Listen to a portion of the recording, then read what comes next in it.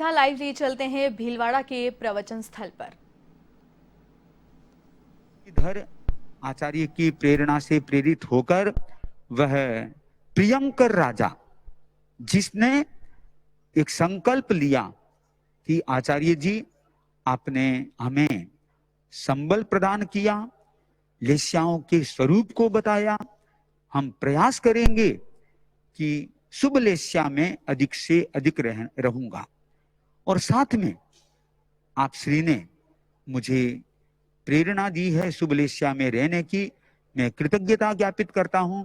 मेरी मातुश्री की भावना थी कि आपके पास में संबल प्राप्त करना है, हम संबल प्राप्ति हेतु पहुंचे हैं और आपने हमें ऐसा संबल प्रदान किया, साथ में लेस्याओं के स्वरूप को भी बताया और साथ ही साथ मेरे करणीय कार्य के विषय में भी आपने अवगति दी।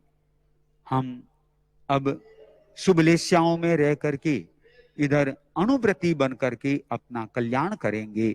अब परम पूज्य गुरुदेव का पदार्पण मंगल प्रवचन के लिए होने वाला है। ओम अरहम। मैं एक सूचना देता हूं आप लोगों को कि 1 अगस्त से 30 अगस्त तक जो नमस्कार महामंत्र का जप अनुष्ठान प्रारंभ होने वाला है, हर व्यक्ति जुड़ सकता है, पर जो प्रतिदिन 11 माला नमस्कार महामंत्र की फेर सके 1 अगस्त से 30 अगस्त तक वे अपने नाम अवश्य लिखाएं। जो पुरुष है वे युवक परिषद से और महिलाएं हैं वे महिला मंडल से, और पुरुष मुनि हितेंद्र कुमार जी के पास में भी अपने नाम लिखा सकते हैं। ओम अरहम।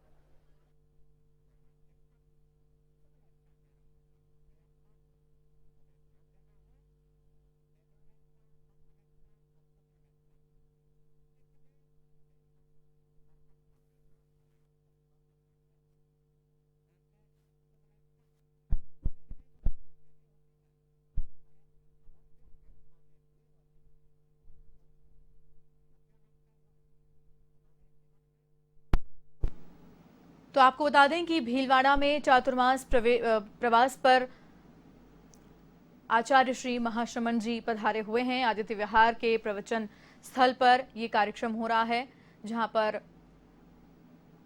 आचार्य श्री महाश्रमण रोजाना प्रवचन करते हैं और इसीलिए एवन टीवी ने लाइव की व्यवस्था की है ताकि आप घर बैठे उनके प्रवचन सुन सकें, उनके दर्शन कर सकें। क्योंकि कोरोना का काल है, इसलिए बहुतायत में वहां पहुंचना भी बहुत बड़ा खतरा हो सकता है।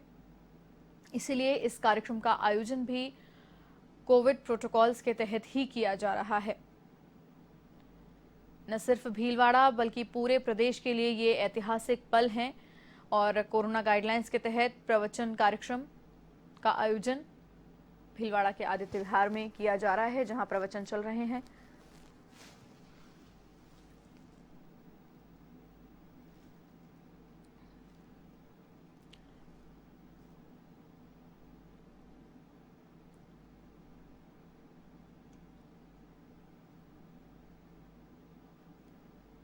हजारों किलोमीटर की यात्रा तय करके आचार्य श्री महाश्रमण जी भीलवाड़ा पहुंचे हैं। ये मेवाड़ में उनका दूसरा चातुर्मास प्रवास है।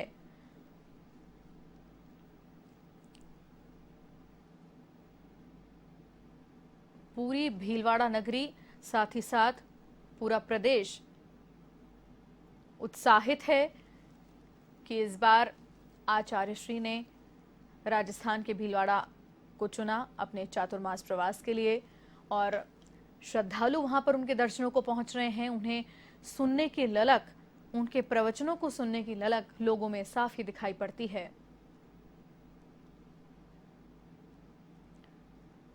और आपको बता दें क्योंकि कोरोना का काल है, इसीलिए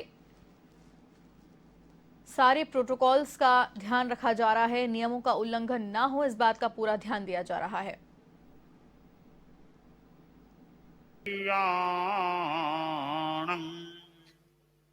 ओम ह्रीं नमो उवत्सायाणम्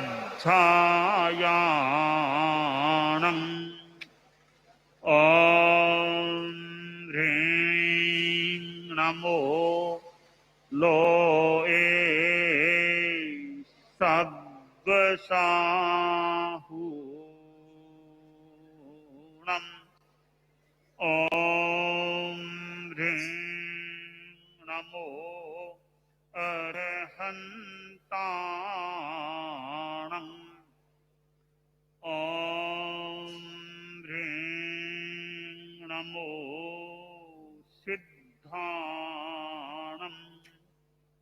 ॐ ह्रीं नमो आयर्याणम् ॐ ह्रीं नमो उवध्यायाणम्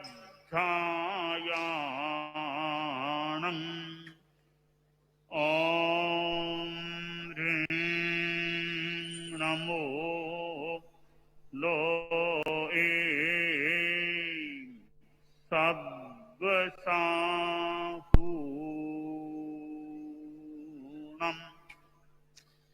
एषो पञ्चणमुक्कारो सव्वपावपणासनो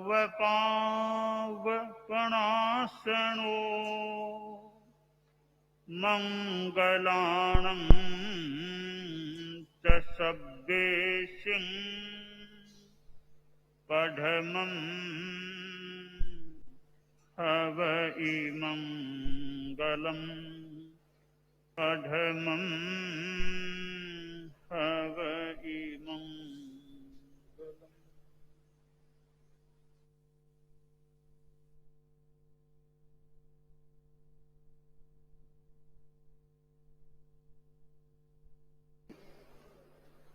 अप्रमत्तता के मूर्तिमान आदर्श परम पूज्य आचार्य श्री महाश्रमण जी के श्री चरणों में वंदना। साधु साध्वीवृंद, बंधुओं एवं बहनों, आचार्य श्री महाप्रज्ञ जी की एक कृति मैं हूं अपने भाग्य का निर्माता, ये महाप्रज्ञ की कृति का शीर्षक है। मैं हूं अपने भाग्य का निर्माता, इससे पूरी बात नहीं बनती है। हम आचार्य श्री महाश्रमण जी के एक कोटेशन को देखते हैं तब उससे पूर्णता आती है, क्योंकि महाप्रज्ञ और महाश्रमण को एक रूप में हम देख सकते हैं। और इसीलिए फरमाते हैं कि सौभाग्य का निर्माण करने के लिए जरूरी है कि दुर्भाग्य का निर्माण करने वाले प्रमाद से बचें। भाग्य का निर्माता, हम भाग्य का तो निर्माण कर लेते हैं, पर भाग्य तो सौभाग्य भी होता है, दुर्भाग्य भी होता है।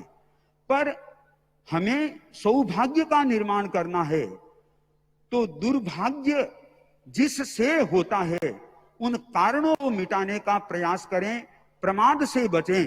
परम पूज्य गुरुदेव की अमृत देशना के द्वारा हम अप्रमत्तता की दिशा में आगे बढ़ते जाएं। निवेदन मंगल प्रवचन के लिए परम पूज्य गुरुदेव।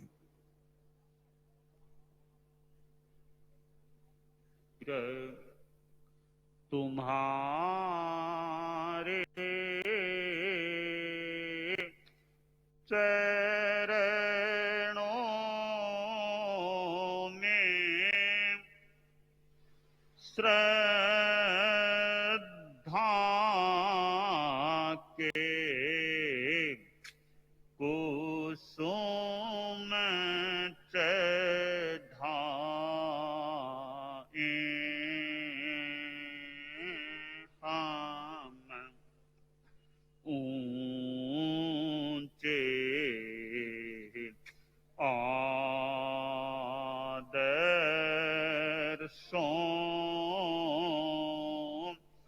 को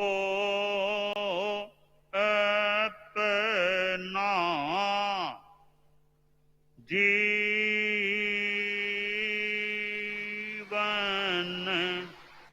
की ज्योति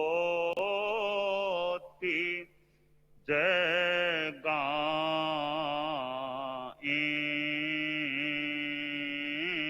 हम महावीर।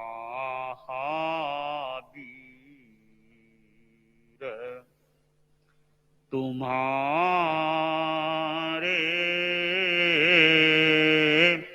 चरणों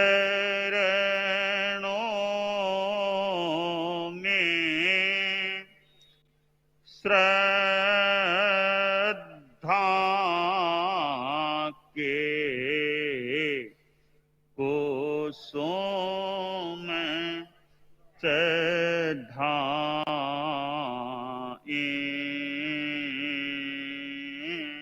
हम। पन्नगे च सुरेन्द्रे च कौशिके पाद संस्पृशि निर्विशेष मनस्काय श्री वीरस्वामिने नमः। अरहत वाङ्मय में कहा गया है, तेणे जहा संधि मुहे गही सकम्मुणा किच्चई पावकारी एवं पया पिच्च इहम चलो कडान कम्मान न मुख अथि। जैन दर्शन के अनेक आयाम हैं, अनेक स्तंभ हैं। उनमें एक स्तंभ है आत्मवाद, आत्मा को स्वीकार करना, आत्मा के शाश्वत अस्तित्व को मानना, स्वीकार करना। दूसरा सिद्धांत है कर्मवाद, बड़ा महत्वपूर्ण सिद्धांत है। तीसरा है लोकवाद, ये सृष्टि दुनिया लोक क्या, लोकवाद का सिद्धांत है। तो ये तीन आयाम, आत्मवाद, कर्मवाद और लोकवाद, ये तीन आयाम त्रिआयामी जैन दर्शन। और तीनों परस्पर संबद्ध भी हैं। आत्मवाद है तो कर्मवाद की सत्ता हो सकती है, आत्मा है ही नहीं फिर तो क्या कर्मवाद होगा। तो आत्मवाद के बिना कर्मवाद नहीं, तो दोनों संबद्ध हैं। लोकवाद, लोक है नहीं तो आत्मा कहां रहेगी, कर्म कैसे आएंगे, तो लोकवाद भी जुड़ा हुआ होता है। जैन दर्शन ने आत्मा के शाश्वत अस्तित्व को स्वीकारा है। ऐसा नहीं कि बस आत्मा इस जीवन में तो है, बाद में नहीं रहेगी। शाश्वत है, इस जीवन में भी है, पहले भी थी, आगे भी रहेगी। पहले भी हमेशा थी, आगे भी हमेशा रहेगी, वर्तमान में है ही। इस रूप में आत्मा का अस्तित्व शाश्वततया जैन दर्शन में स्वीकृत है। आत्मवाद है और फिर कर्मवाद।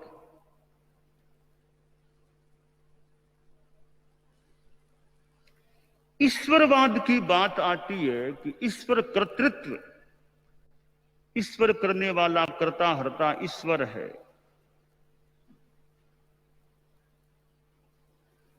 ईश्वर कर्तृत्व को जैन दर्शन मानता है या नहीं। अब थोड़ी सापेक्ष और थोड़ी एक बताने की सी बात ही है। एक जगह कहा गया कि जैन दर्शन भी, हम तो ईश्वर कर्तृत्व को मानते हैं, क्योंकि जैन दर्शन ईश्वर कर्तृत्व को स्वीकारता है क्या? हाँ, किसी रूप में जैन दर्शन ईश्वर कर्तृत्व को भी स्वीकार करता है। तो भी कैसे? हमने तो सुना था कि जैन धर्म ईश्वर कर्तृत्ववादी नहीं है, आप कैसे कहते हैं? एक संस्कृत में श्लोक आता है, वो मेरी इस बात के संदर्भ में है। वो श्लोक यूं है, पारमैश्वर्य युक्तत्वात् पारमैश्वर्य युक्तत्वात् आत्मैव मत ईश्वर है सच कर्तेति निर्दोषम कर्तृवादो व्यवस्थित है।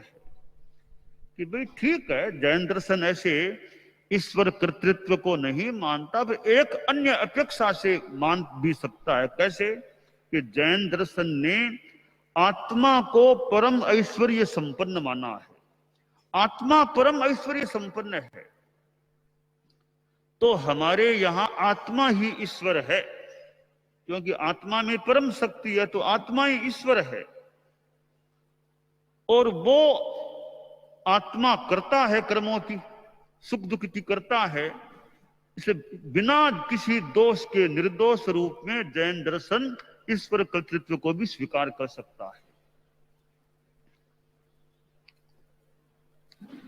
यह बात उसी रूप में करीब लगती है कुछ अंशों में, जैसे आचार्य हेमचंद्र ने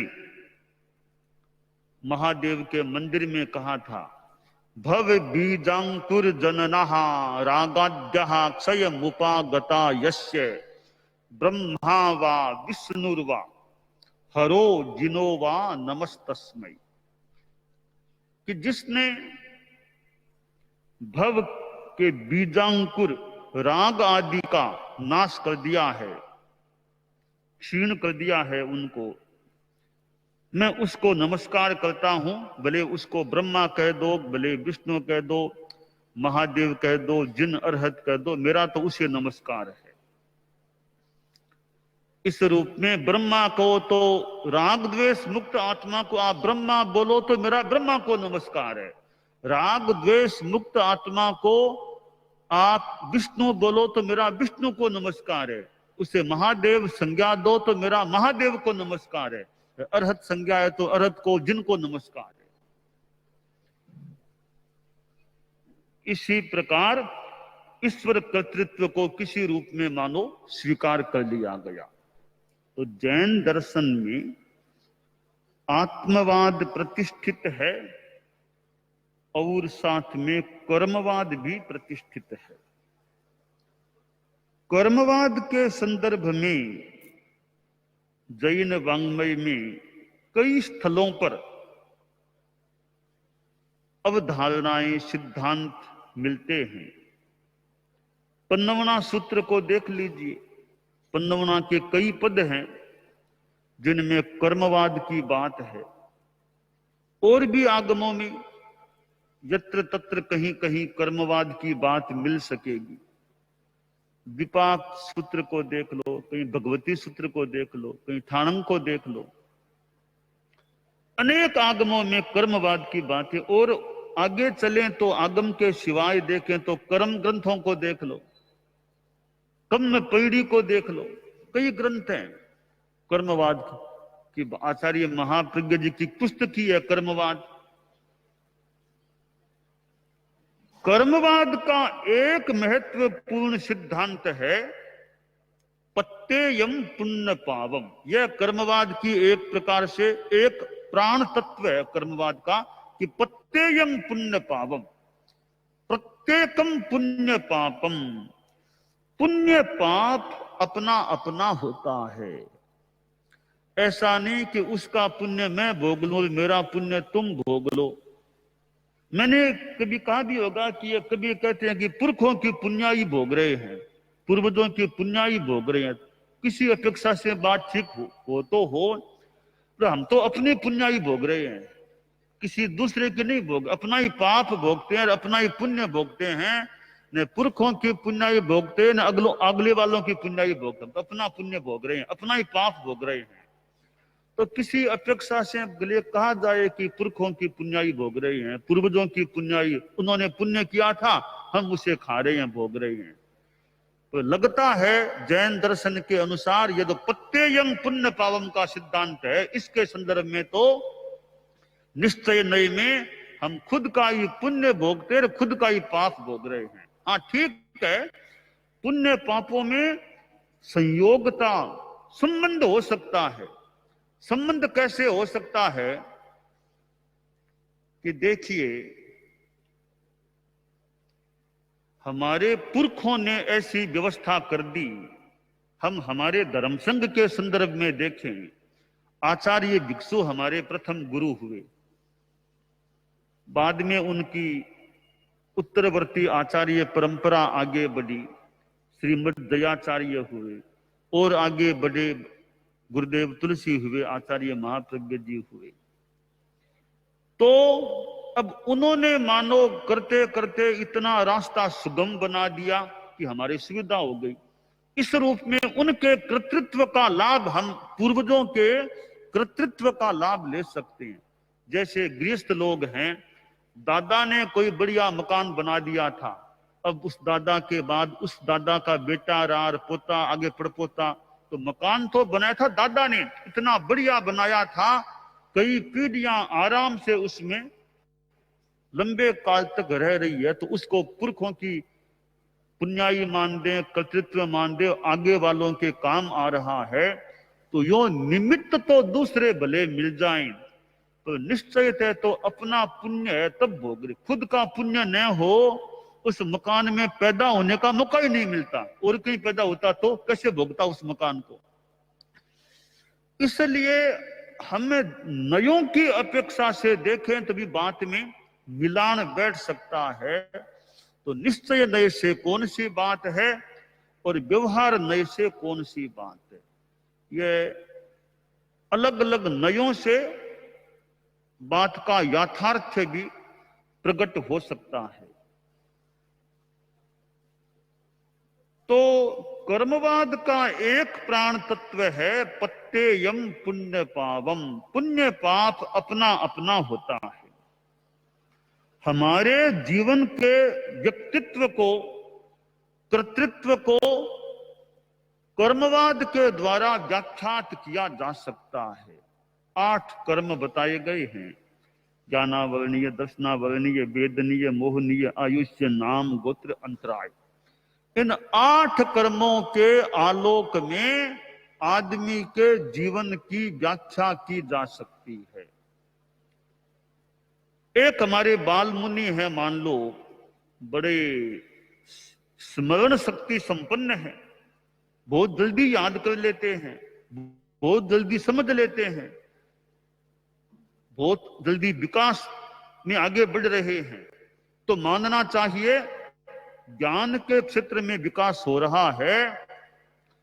उस बाल मुनि के ज्ञानावरणीय कर्म का क्रियोपशम अच्छा है, तो ज्ञानावरणीय कर्म के क्षयोपशम के कारण उस बाल मुनि की प्रतिभा प्रखर है, और वह प्रतिभा के द्वारा ज्ञान के क्षेत्र में विकास भी कर पा रहा है, कर रहा है।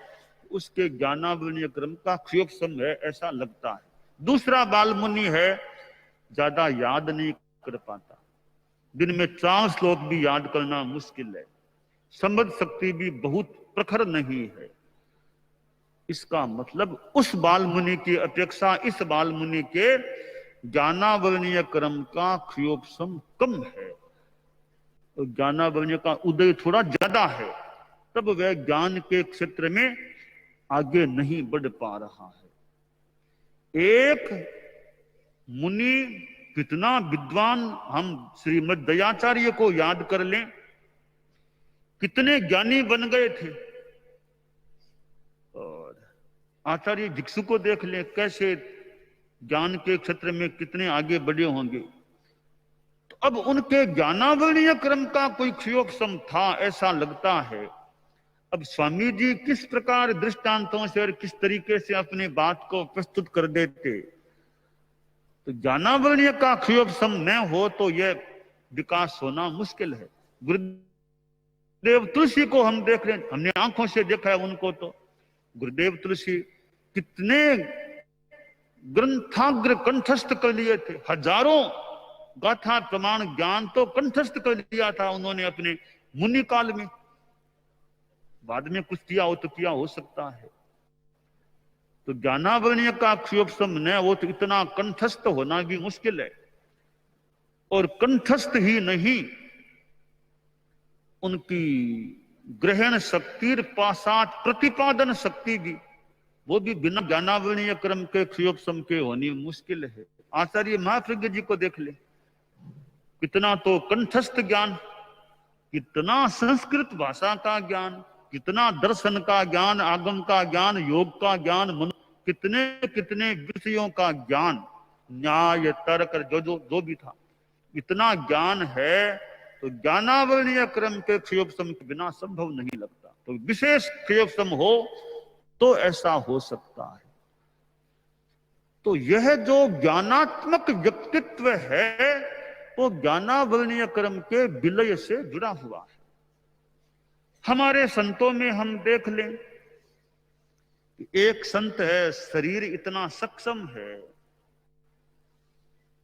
किलोमीटर 15 चला दो, 16 चला दो और 20 चला दो, एक दिन नहीं 2 दिन लगातार दिन बिहार हो रहा है, पैरों से चल रहा है, विशेष कोई ज्यादा थकान नहीं, आराम से यात्रा हो रही है, शरीर में कोई विशेष कोई बीमारी नहीं है, कार्य करते हैं। इसका मतलब 7 वेदनीय का योग यानी वेदनीय क्रम की अनुकूलता है, तब शरीर में शारीरिक व सक्षमता है, कार्य क्षमता अच्छी है, परिश्रम कर सकता है। हमारे संतों को देखें, कितने गोत्री बिहार किया, फिर ये कितना काम करते हैं, कोई पुट्ठा लाता है, कोई गोत्री जाता है, कोई पानी लाता है, कोई कुछ करते हैं, यानी चलते हैं। इतना ही नहीं, चल कर के मंजिल पर गए, वापिस सामने आते हैं, कुछ लेकर के सामने भी आ जाते हैं। 14 किलोमीटर तो बिहार कर दिया, अब 2 सवा 2 और जितना भी सामने है, फिर वापिस जाएंगे। उनके तो 14 का 18 हो जाए, आराम से मानो कर लेते हैं। शादियों को भी देख लो, शादियां भी बिहार भी कर लेती है, फिर गोत्री करना, पानी करना और सेवा आदि काम करना।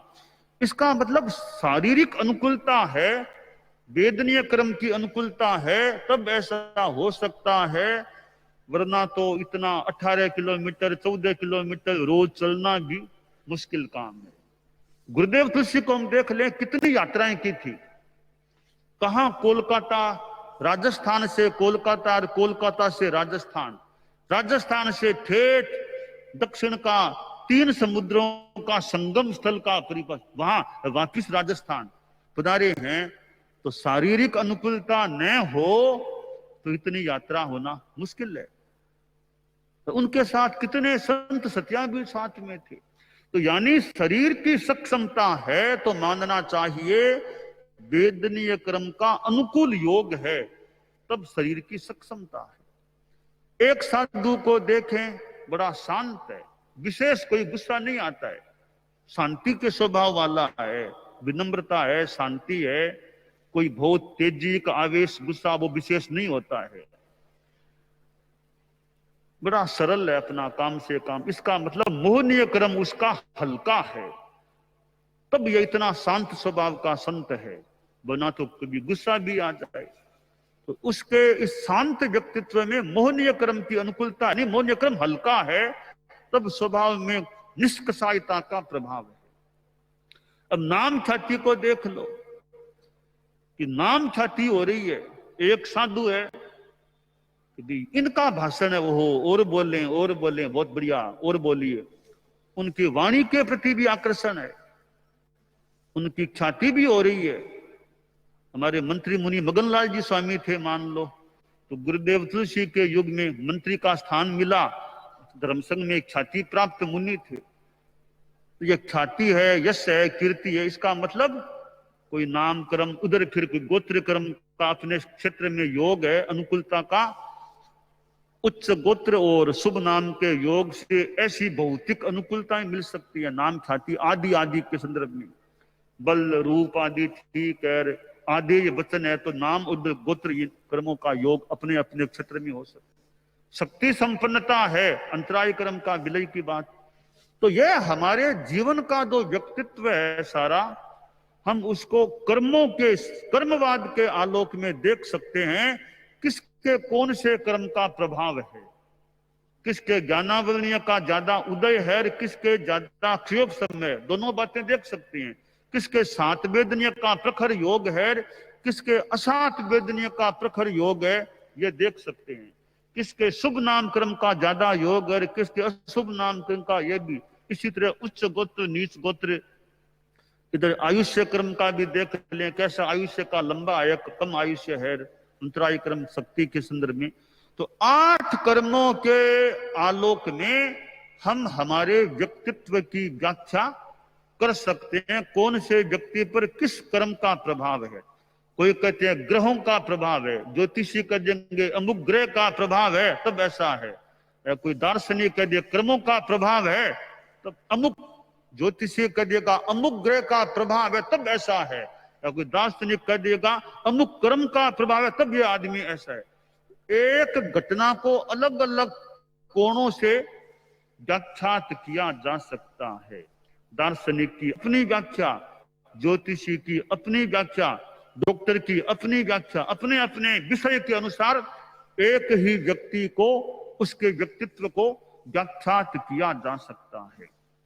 शास्त्रकार ने कहा कदान कम्मान न मुख्य अथी, किए हुए कर्मों से उनको भोगे बिना या क्षीण किए बिना छुटकारा नहीं मिलता।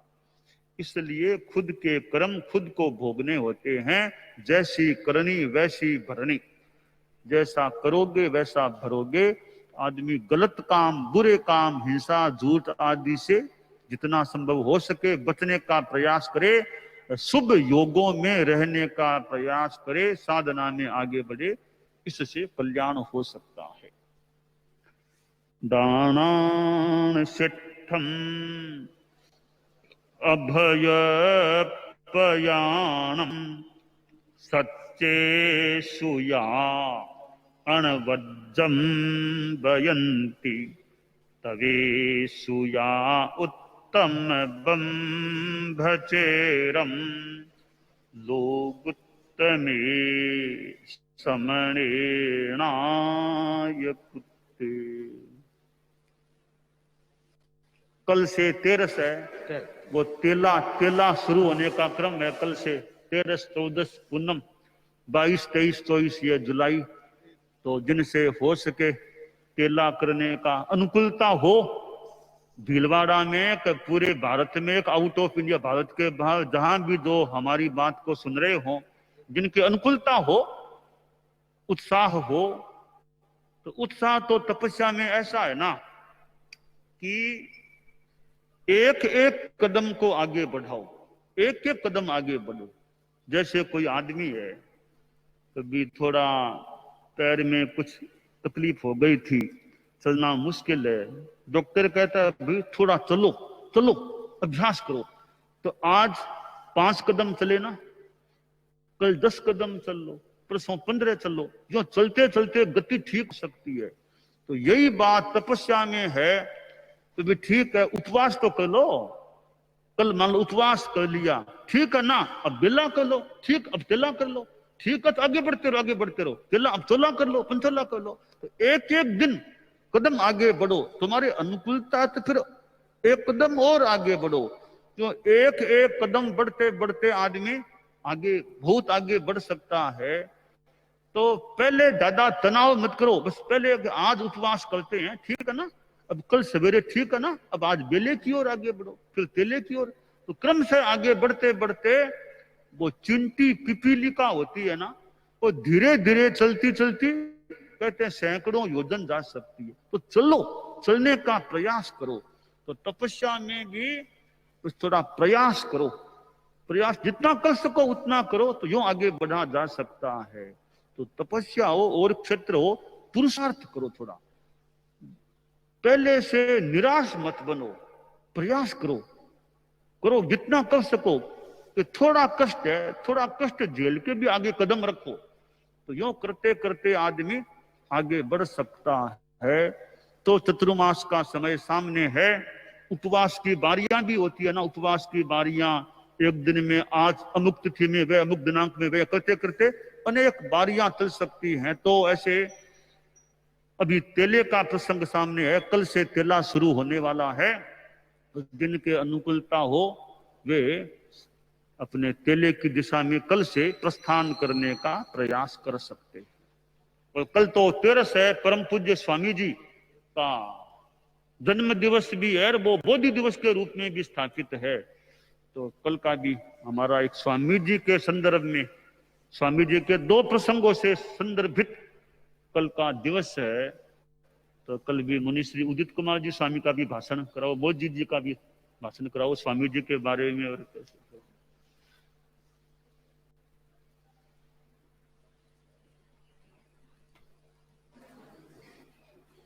परम पूज्य गुरुदेव की अमृत देशना हमने सुनी और कर्म पर पूज्य प्रवर का यह मंगल प्रवचन और साथ में गुरुदेव का फरमाना कि हम अपने कर्म से ही ये प्राप्त करते हैं, फिर भी व्यवहार में तो हम यही कहेंगे परम पूज्य गुरुदेव की कृपा से ही यहाँ पर एक तपस्या का भी अच्छा क्रम बना है। 2-3 मास खमण भी यहाँ पर हो चुके हैं और इस भीलवाड़ा में यदि प्रयास किया जाएगा, लोगों की भावना बनेगी, मौसम भी मेवाड़ का अनुकूल रहता है, तो मास खमण की दिशा में भी आगे बढ़ सकते हैं। ताकि हालांकि पुराने रिकॉर्ड को तो आगे पहुंचाना बड़ा मुश्किल लगता है, फिर भी असंभव दुनिया में कुछ भी नहीं होता है, क्योंकि बेंगलोर में एक विशेष रिकॉर्ड हो गया था। लगभग कोई 60 से ऊपर भी मास खमण हो चुके थे उसके आसपास, पर वह रिकॉर्ड तो पूरा आगे बढ़े अथवा कम से कम एक मास खमण तो हो ही जाए। तो यों पूज्य प्रवर की कृपा से तपस्या में भी अच्छी गति पकड़ना है। 1 अगस्त से 30 अगस्त तक जो 1.25 कोटि जप का नमस्कार महामंत्र की मालाएं जो प्रतिदिन 11 मालाएं फेरी जाती है, उस क्रम से 1 अगस्त से 30 अगस्त तक लगभग 1.25 करोड़ का जप अनुष्ठान संपन्न होना है। इसमें लगभग 400-500 व्यक्ति जुड़े तब वह काम पूरा होता है। तो आप लोग भाई लोग हैं, वे मुनि हितेंद्र कुमार जी को नाम लिखा दें। वैसे आचार्य श्री महाश्रमण चतुर्मास प्रवास व्यवस्था समिति के अंतर्गत 13 पंथ युवक परिषद भाइयों के नाम लिख लें और महिला मंडल बहनों के नाम लिख लें, ताकि यह संख्या अच्छी हो सके। अब हम साधु साध्वियों को कुछ सुनते हैं। साध्वियां भी गुरु दर्शन करके पुलकित है, कईयों ने अपनी भावनाएं प्रस्तुति दी है। आज साध्वी श्री सोमयसा जी वे अपने भावनाओं को पूज्य प्रवर के समक्ष प्रस्तुति देने जा रही है और उनकी सहवर्तिनी साध्वियां भी गीत का प्रस्तुत कर सकेगी। गंगा पर चतुर्मास करके वे पहुंची है।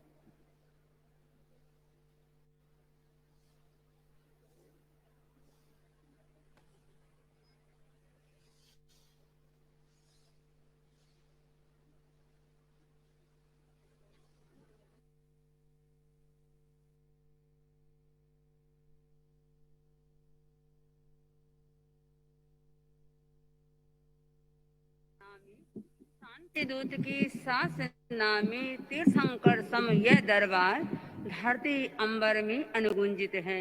महातपस्वी की जय जयकार, महातपस्वी की जय जयकार। बहुआयामी व्यक्तित्व के धनी आचार्य श्री महाश्रमण जी, अध्यात्म के शिखर पुरुष आचार्य श्री महाश्रमण जी, आध्यात्मिक वैज्ञानिक विश्व संत आचार्य श्री महाश्रमण जी, अरहत वांग्मय के उद्गाता आचार्य श्री महाश्रमण जी। भीलवाड़ा की इस विशिष्ट धरा पर मैं अनुपम जीवन दर्शन का, अल्बेने योगी राज का, सिद्ध योगी का, एक महामहिम का, यशस्वी गुरु के यशस्वी शिष्य का स्वागत अभिनंदन कर आनंद का अनुभव कर रही हूँ। प्रभु 7 साल के अंतराल के बाद महामहिम के दर्शन पाकर हमें जो दिव्य आनंद की अनुभूति हो रही है, इसे मैं बता नहीं सकती। पूज्यवर, आपका व्यक्तित्व, कर्तृत्व, नेतृत्व, वक्तित्व इतना विलक्षण है। आप श्री ने अहिंसा यात्रा के द्वारा अद्वितीय इतिहास का सृजन कर जिन शासन के गौरव को शिखरों चढ़ाया है, 13 पंथ की श्री सुषमा को दिग दिगांत में महकाया है, आपकी संकल्प ने लाखों लोगों के तकदीर और तस्वीर को बदला है।